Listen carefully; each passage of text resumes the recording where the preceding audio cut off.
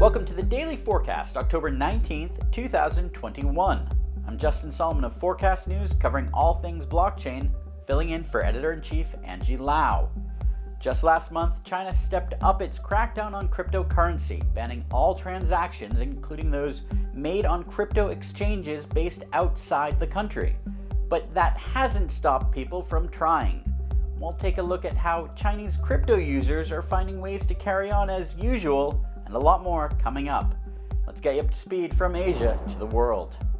First up, where there's a will, there's always a way. In the case of China's cryptocurrency transaction ban, that has seen people attempting to register overseas companies in order to bypass Know Your Customer checks. Forkast.News' Timmy Chen takes a look. Despite China cracking down on crypto activities with all its might, some users have been getting creative.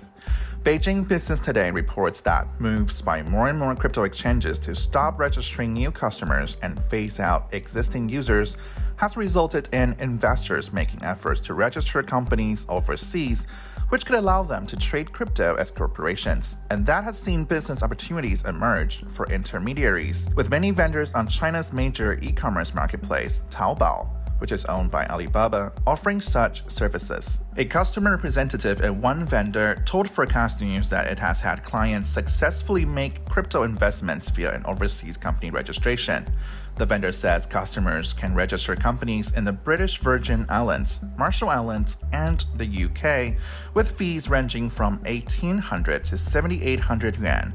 That's around $280 to $1,200. For the UK and BVI, the process takes just 5 to 7 days, while it takes 8 to 10 days for registrations in the Marshall Islands. For Forkast.News, I'm Timmy Shan, Taipei, Taiwan. Meanwhile, the crypto mining outflow from China to the United States continues. Crypto mining giant BitMining has announced it will cease all operations in China and invest in Ohio. And Singapore-based Atlas Technologies Group says it is expanding its cryptocurrency mining operations in the United States as well. Forkast.News' Michelle Lim has the details. Atlas Technology has signed a multi-year deal with US-based cryptocurrency mining infrastructure provider Compute North. It will see Compute North providing over 100 megawatts co-location capacity for Atlas in the US, enough to power a small city. Atlas told Forkast.News the US offers security for businesses like theirs. You have a lot more protection to be able to do this type of business here. Also, some of these states, such as Texas and New York, offer some of the most competitive and cheapest power rates in the entire world. So a lot of renewable energy is available here. Solar, wind, hydro. We have an abundance of that here. Hack says green mining and a shift to global operations are two key trends in the ASIC mining industry, and forming partnerships with large hosting companies is a strategic move. These hosting companies really ramped up in the previous years to be able to provide this infrastructure.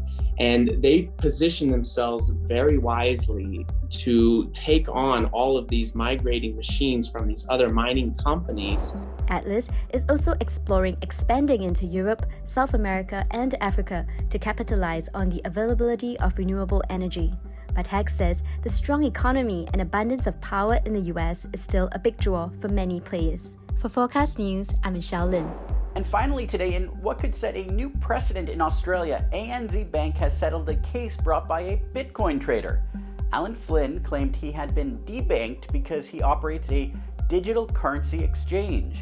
Most major banks in Australia have denied instances of debanking crypto firms, but the issue is a hot topic, forming part of the Senate inquiry into fintech regulations remit.